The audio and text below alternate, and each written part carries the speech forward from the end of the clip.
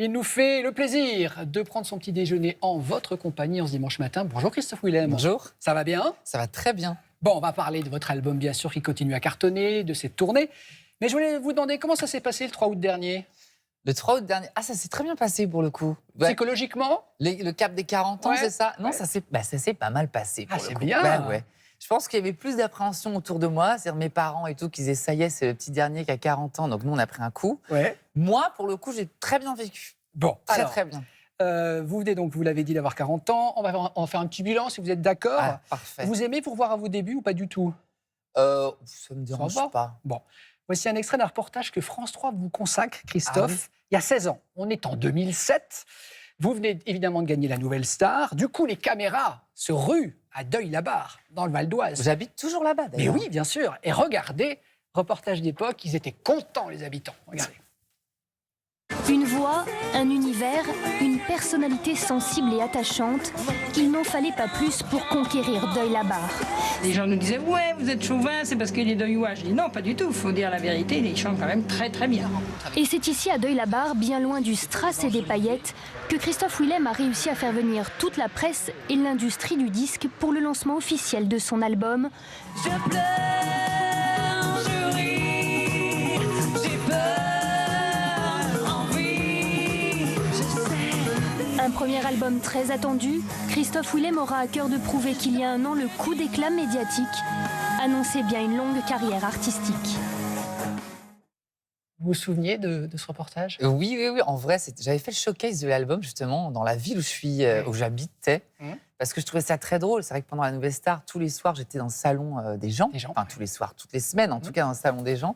Et je trouvais ça très, très cool de dire, bon, bah voilà, maintenant, je vais accueillir chez moi. Donc, j'ai un bon souvenir, un très, très bon souvenir. 16 ans plus tard, Christophe, est-ce que le métier de chanteur, tel que vous l'imaginiez, c'est celui que vous vivez aujourd'hui?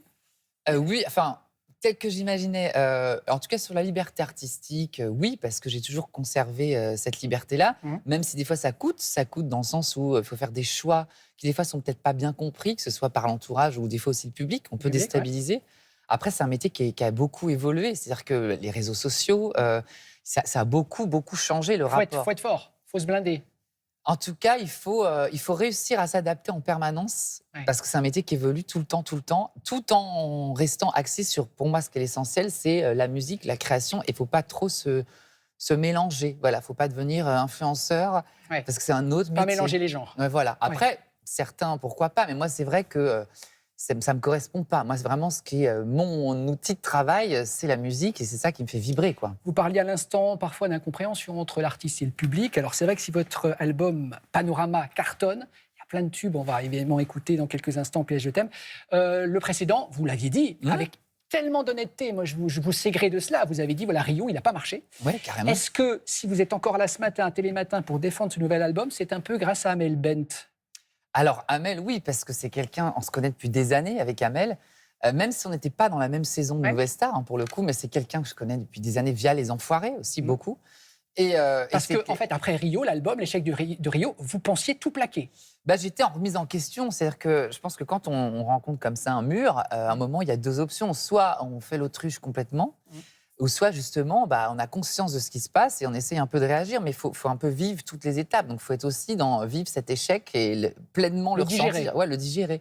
Et à ce moment-là, c'est vrai qu'il y a des amis, entre autres Amel, qui m'a vachement boosté. Il paraît qu'elle vous a dit, non mais t'es un grand malade, avec la voix que tu as, tu vas pas arrêter.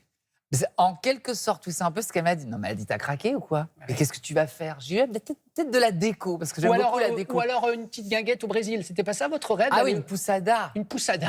Mais ça peut être compatible, voyez. On peut continuer à faire de la musique, vous faites et avoir un bel album, poussada. vous allez faire un peu de poussada, puis vous revenez nous voir. Puis après, vous viendrez me voir dans ma poussada au Brésil. Attention, c'est pas tombé dans l'oreille d'un sourd. Non, mais avec une petite caipirinha, peut-être pas à cette heure-là, mais un peu plus puis tard. avec modération, bien sûr. Alors Christophe, l'album donc Panorama cartonne, tant mieux. Pas de poussada pour l'instant, pas de Brésil, mais en France.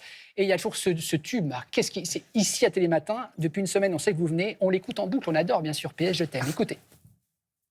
C'est quoi le problème? Je suis plus moi-même, pourquoi tu changes de chaîne? PS, je t'aime. C'est quoi le problème? Je suis plus moi-même, pourquoi tu changes de chaîne? PS, je t'aime. C'est quoi le problème? Ce que je sais, pourquoi c'est pas idem? PS, je t'aime. tubesque, évidente. Est-ce que nettement, quand Slimane vous la propose, vous flairez, franchement, Christophe, que c'est une chanson en or? Alors, je me rendais compte de l'efficacité de la chanson. Et en vrai, au tout début, c'est vrai que dans la maison de 10, tout le monde était là, dit, mais ça doit être vraiment le premier single, c'est évident. Et moi, en fait, je trouvais que c'était très cru, très direct de texte. Parce qu'en fait, dans le texte, entre les lignes, ce que ça dit quand même, c'est bon, bah, en fait, pourquoi vous m'avez laissé tomber? C'est un peu ça ce que ça raconte. Parce que c'est pas forcément une histoire d'amour telle qu'on pourrait l'imaginer, c'est vraiment le rapport avec le public. Et moi, c'était un peu trop frais, l'épisode de Rio, pour complètement endosser ça. Et c'est pour ça que PS Je t'aime a mis du temps à arriver. L'album était prêt avant. Il m'a fallu quelques temps pour dire, bon, ok, bon, c'est bon, là, je suis prêt. Si je dis PS Je t'aime et je me prends un mur, c'est pas grave, je l'assume quand même. Donc, il m'a fallu ce temps-là de réflexion. Et également sur cet album, il y a J'avance, qui est très belle. Écoutez quelques secondes de J'avance.